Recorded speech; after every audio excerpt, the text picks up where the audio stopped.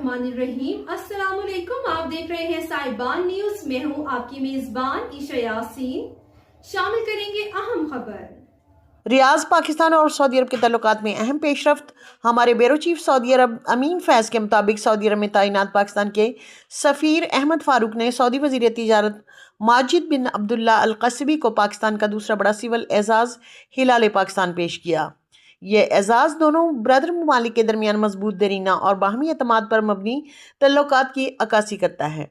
सफीर अहमद फारूक ने यह एजाज सऊदी अरब के दारुल हुकूमत रियाज में एक खुसूसी तकरीब के दौरान पेश किया।